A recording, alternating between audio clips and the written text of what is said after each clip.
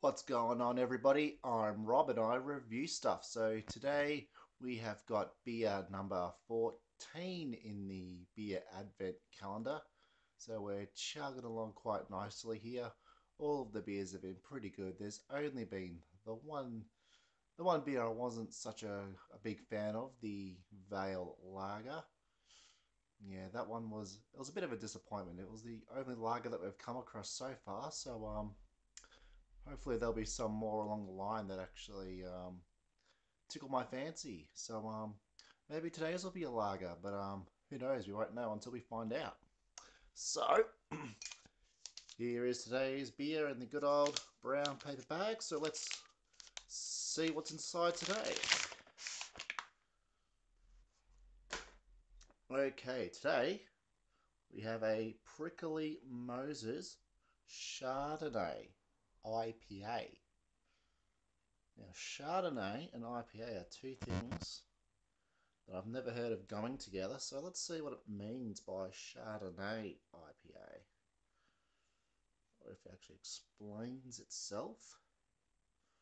1.6 standard drinks, 6% alcohol by volume, so not the highest as far as IPAs go, but obviously still a lot more than your standard.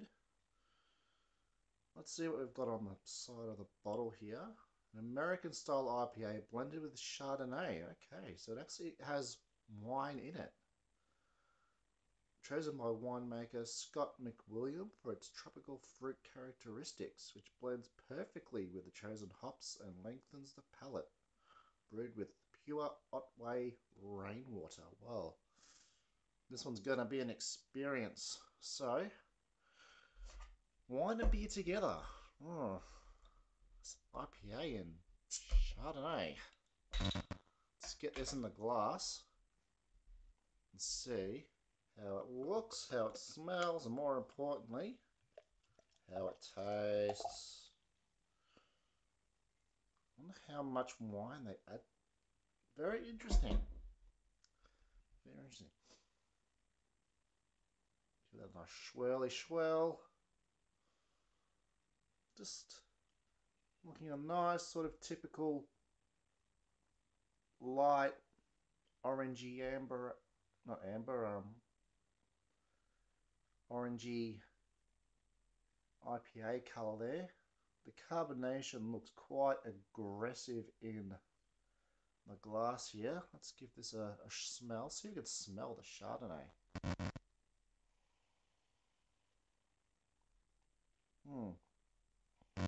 It does have that typical hoppy, bitter smell going on there. It does have that slight sort of fruity, dry smell that you would expect from a Chardonnay, but it's only very slight, very, very slight. But it's mostly you're getting that typical sort of hop IPA aroma coming through there. And yeah, just some slight fruitiness, and again, just some of that dryness from that Chardonnay, I suppose. Anyway, smells alright. Smells like a typical IPA, really, unless you really sort of hunt around for that sort of dryness from a Chardonnay. So let's get this one down the hatch and see how she tastes. Very different Chardonnay IPA.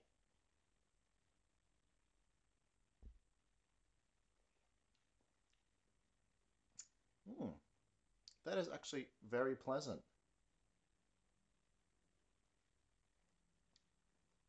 I have no idea what they've done or how they've done it, but this is a really good beer. A really, really nice IPA. It's got a nice, sweet, malty character, which is something I tend to think the IPAs tend to forget. It's all about that big, hoppy bitterness, but some of them just forget about, having a good malty character to it as well, but this has it. Mm. You get like a nice, smooth, very nice and smooth, malty, biscuity character, and then you're getting just a very nice hoppy, sort of piney, floral flavor, and then it's a very clean finish. It's not very bitter at all. Mm. And you do get, it does leave the palate dry at the end, makes you really want more, which is a characteristic of that Chardonnay, I suppose, which is a dry wine. Not that I'm a big wine drinker, but that's what I know about Chardonnay. Mm. But this is an absolute ripper, and for looking at the glass and seeing the carbonation, I'm not really feeling it's a hindrance to the flavor.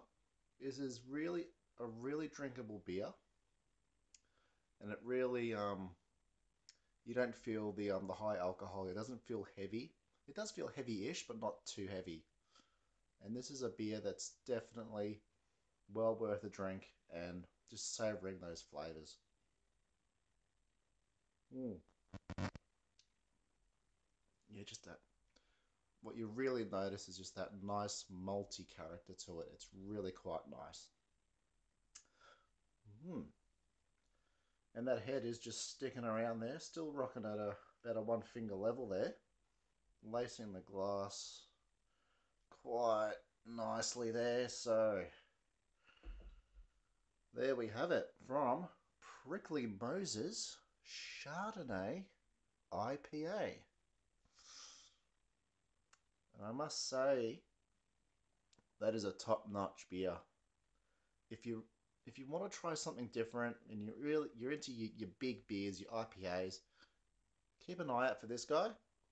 If you see it, I definitely recommend giving it a try. Obviously, you might be a bit skeptical seeing Chardonnay and IPA together on a beer bottle, but trust me, as far as I'm concerned, that is a ripper beer. So definitely a comeback from yesterday's Vale Lager, which I wasn't quite a fan of. That one's definitely put us back on the right track. So hopefully our next beer can be just as good, or hopefully even better. So we'll be back next time with the next beer in the beer advent calendar. Cheers.